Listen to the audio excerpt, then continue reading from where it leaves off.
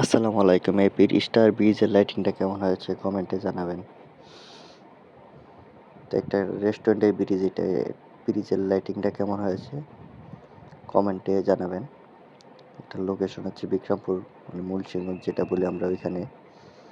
তো দেখছেন কি কালার কালার লাইটিং হচ্ছে, RGB কালার লাইট। তো আমরা ভিডিও সাথে একটা কালারই জ্বালাইছিলাম,